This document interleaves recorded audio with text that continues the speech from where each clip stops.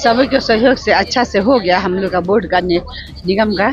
अब जो भी एजेंसी आएगी 300 करोड़ देगा तो तभी हम लोग उसको यदि कमीशन देंगे, नहीं तो नहीं देंगे।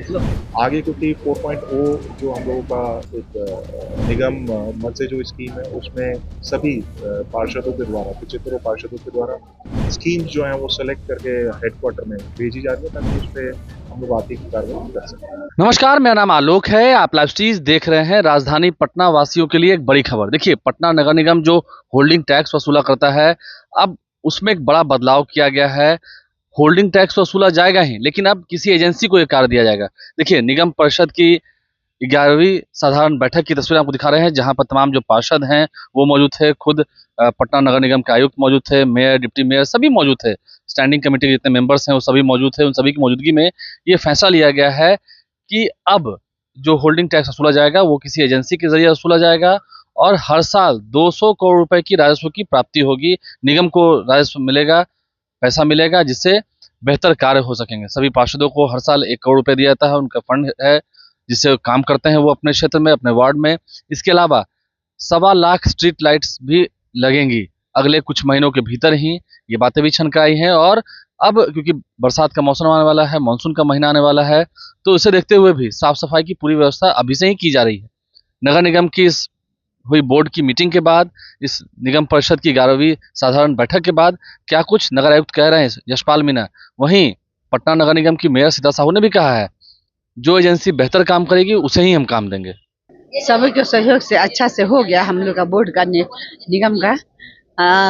और इसमें हम लोग जो भी एजेंसी आएगी 300 करोड़ देगा तो तभी हम लोग उसको यदि कमीशन देंगे, नहीं तो नहीं देंगे। हर साल पटना से 300 करोड़ रुपए आ जाएगा। आ जाता है।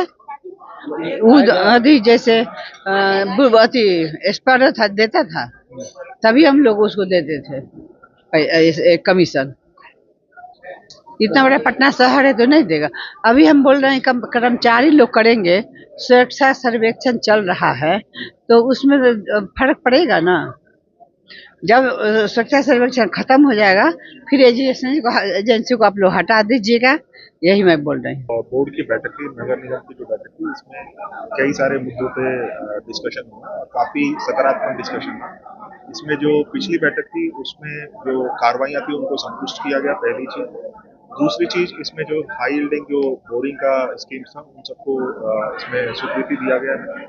इसके अलावा जो हमारा लेगेसी वेस्ट का जो काम चल रहा है रामचक दरिया में, उस पर भी इसमें विमर्श हुआ और उसकी भी स्वीकृति दी गई है।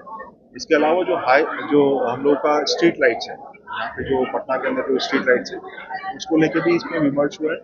स्ट्रीट लाइट्स का क्योंकि एक नया सर्वेक्षण होते हुए हम लोगों को सभी जो फील्ड के अधिकारी हैं, हमारे एग्जीक्यूटिव ऑफिसर्स हैं या अन्य हमारे CSI सिटी मैनेजर के कंसर्न जो जनप्रतिनिधि हैं उनके साथ समन्वय स्थापित करते हुए हम लोगों ने सारा सर्वे कराया था। उसके एवज में हम लोगों ने टेंडर निकाला हुआ है और उसकी जल्दी ही हम लोग प्रक्रिया पूरी करेंगे ताकि स्ट्रीट लाइट का जो ये है कंसर्न जो है उसको पूरा किया जा सके। उसमें लगभग 1.25 स्ट्रीट लाइट का जो सर्वे था वो आया था, क्योंकि पूर्व में जो था वो लगभग 70-80 हज़ार लाइट्स लगे हुए थे पटना शहर के अंदर। और पटना शहर का जैसे जैसे विस्तारीकरण होता जा रहा है तो संख्या जो है वो बढ़ती चली जा रही है। इसके इसके अलावा इसमें जो आज का जो बोर्ड का बैठक था, इसमें जो हम लोगों का बायो माइनिंग का, बायो रेमेडिएशन का जो कार्य चल रहा है उसको लेकर भी विमर्श हुआ है। पूरे शहर को और किस तरीके से स्वच्छ रखा जाए, क्योंकि स्वच्छता सर्वेक्षण की जो टीम है, जो भारत सरकार से जो हर साल जो स्वच्छता सर्वेक्षण होता है उसका भी टीम पटना शहर में आया हुआ है। और किस तरीके से जो सॉलिड वेस्ट मैनेजमेंट की जो 2026 की जो गाइडलाइंस है, जो लेटेस्ट जो गाइडलाइंस है उसको किस तरीके से बेहतर तरीके से अनुपालन किया जा सके पटना शहरी क्षेत्र में, इन सब चीज़ों को लेते हुए एक बड़ा सकारात्मक और एक काफ़ी अच्छा आज बैठक में हम लोगों ने विमर्श किया। सर, कई जो पटना नगर निगम में जमीनें हैं उसको फ्रीहोल्ड करने की बात होती है, क्या इस पर कुछ आगे बताया जा रहा है?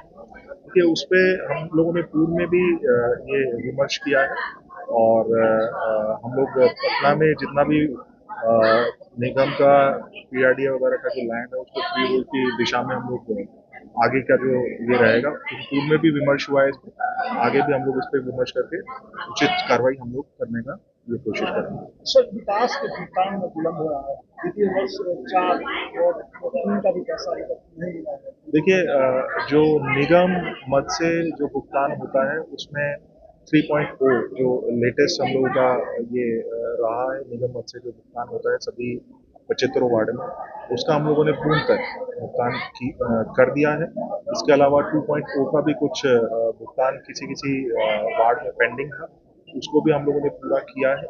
1.0 का जो कुछ वार्ड्स के अंदर कुछ स्कीम को लेकर भुगतान पेंडिंग था, उसको भी हम लोग जल्दी ही अगले 1 सप्ताह 10 दिन में उसको भी हम लोग पूर्ण करेंगे।